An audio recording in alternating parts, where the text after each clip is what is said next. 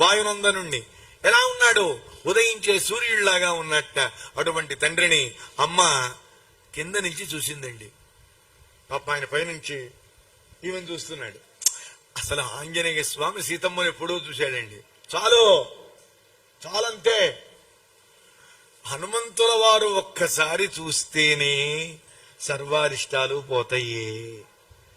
మనకొచ్చే కష్టాలు పెద్ద కష్టాలా, దుఃఖాలు పెద్ద దుఃఖాలా? స్వల్పములివి. అయితే మనకి ఇంత రాగానే మొదలు పెడతాం. ఏమిటోనండి, ఆంజనేయ స్వామికి పూజలు చేస్తున్నాం, ప్రతి శనివారం కొబ్బరికాయ కొడతాను. నువ్వు కొబ్బరికాయ కొడితే నీకు కష్టం పోవాలా?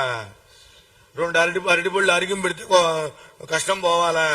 గుడికి పోయి కొట్టరా అంటే చెప్ప సగం పూజారికి వెళ్తుందని ఇంట్లోనే కొట్టుకుంటాడు వాడు. 2 చెప్పులు వాడికే రావాలి. ఇలాంటి వాడికి ఎక్కువ కాయలు కుళ్ళిపోతూ ఉంటాయి. సరిపోలా? 2 పోతాయి చెప్పలు. సరిపోలేదండి? అవునా కాదా?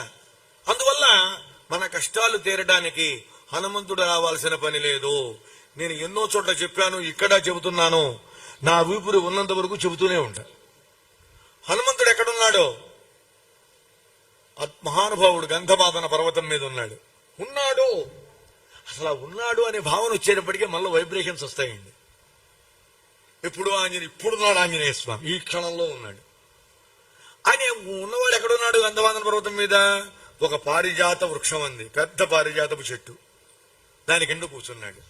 తోకను అలా వేలాడదీశాడు. కింద పడిపోయింది తోక. ఉత్సాహంగా యుద్ధం అది అయితే ఇలా నిటారుగా పెట్టి వెళ్తాడు ఆయన. మధ్యలో అవసరమైతే దాంతో బాస్తాడు. ఇప్పుడు అవసరం లేదుగా, కూర్చున్నాడు. ఆ తోక వచ్చి కింద నేల మీద ఉందండి. మన కష్టాలు తీర్చడానికి హనుమ రావక్కర్లేదు.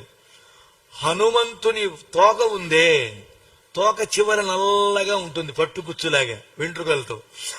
ఆ వెంట్రుకలలో ఒక వెంట్రుక మీద నుంచి వాళ్ళ నాన్నగారు ప్రసరించి మన దగ్గరికి వస్తే చాలండి. ఆంజనేయ స్వామి తోక చివరన ఉన్న కుచ్చులో ఒక వెంట్రుక మీదుగా వీచిన గాలి మన దగ్గరకు వచ్చి తగిలితే చాలట, మన కష్టాలన్నీ పోతాయండి. మనమెంత, మన బతుకెంత? మన బతుకు ఆంజనేయ స్వామి రావాలా కష్టాలు తీర్చడానికి? అవసరమైతే వస్తాడు ఆయన. అవసరమైతే వస్తాడండి, రాకుండా ఉండడు. తన భక్తుడిని తాను కాకపోతే ఎవడు కాపాడుకుంటాడు? ఇప్పటికీ వస్తున్నాడు, ఇప్పటికీ వస్తాడు. నాకు పరిపూర్ణ దృఢ విశ్వాసం, స్వానుభవం.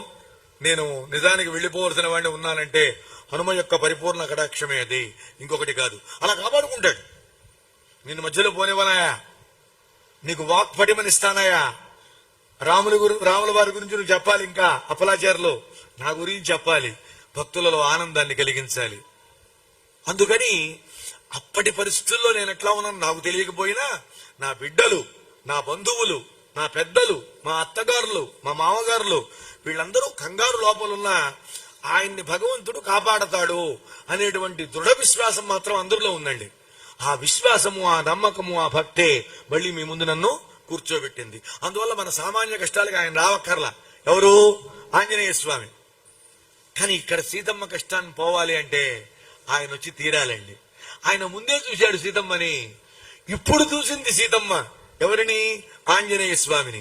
చూసేటప్పటికీ ఎలా ఉన్నాడు స్వామి హనుమ? ఏమి రూపం అండి, ఏమి రూపం అండి! అబ్బబ్బబ్బా! తతస్యాకాంతరే లీనం దృష్ట్వా చలిత మానస వేష్టితార్జున వస్త్రం తం విద్యుత్ సంఘాత పింగళం. పచ్చని బంగారపు రంగులో ఉన్నాడండి స్వామి. బంగారు వన్నెలో ఉన్నాడు హనుమ. అసలు ఆయనే బంగారం. హనుమ కన్నా మించిన బంగారం ఉందా అండి?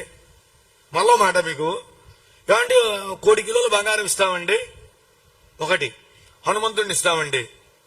నేనైతే నాకు హనుమంతుడు కావాలి, నాకు 1 కోటి కిలోల బంగారం వద్దు. ఎందుకంటే అది ఉన్నా నేను ఉండను, నేను ఉన్నా అది ఉండదు. లేదు, దీనికోసం ఏమైనా చేయొచ్చు జనాలు. కానీ హనుమ మన పక్కన ఉన్నాడు అనుకోండి, మనం సాధించలేనిది లేదు. ఎలా ఉన్నాడు?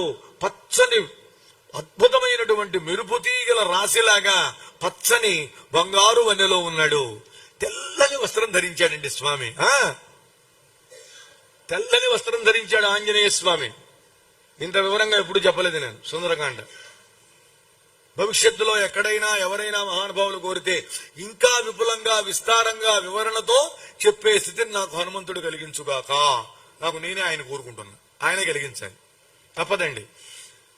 అంతేకాదు